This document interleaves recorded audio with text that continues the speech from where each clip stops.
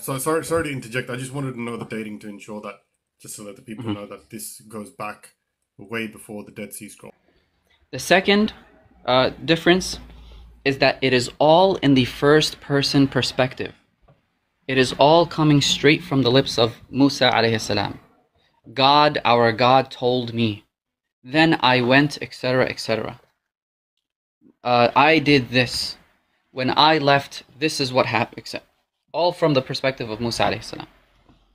So all of these later anachronistic inclusions into the text are completely missing, because the text is extant in the portions where you would see them, and they are not there. So, for example, this happened when Canaan was still in the land. That portion of Deuteronomy is missing, and scholars have long recognized that this must have been by the hand of somebody who's recalling the incident long after Canaan had been expelled. So after the time of Joshua. Right, because when Moses was there, this would make no sense for him to write, because they've always been in the land, and they were not completely expelled until after his time. Things like that. And what do we know about the Torah? What Allah subhanahu wa ta'ala says, that the Torah was given strictly to Moses. That Musa alayhi salam had slabs of commandments and a Torah, a scroll, Suhafi Ibrahim wa Musa.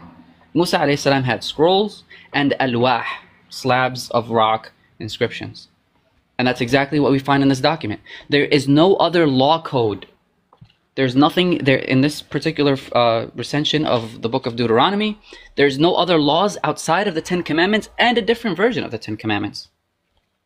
So how is it possible that the Quran would basically preempt this discovery by a good 1200 years? So here you just have Moses saying that he received the Ten Commandments and that he has a scroll. He has a scroll, and this is a scroll that actually can be read in daily prayer and recitation and for meditation in the synagogues, etc., etc. And it matches with what it says, with what is said in Nehemiah chapter 8 verse 3. Nehemiah chapter 8 verse 3 is like an old tradition that recalls how the Torah used to be recited.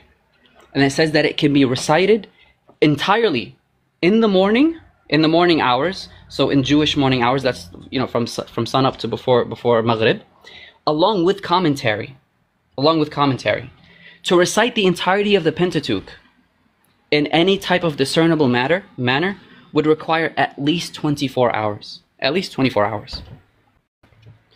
And you add to that commentary and the teachings, like Nehemiah says, then you have to add maybe double that time, or if not more. So this actually matches up with descriptions that were shown in Nehemiah and in Kings and in other portions of the Old Testament, where it seems like the original scroll was something much smaller. Okay, something much smaller.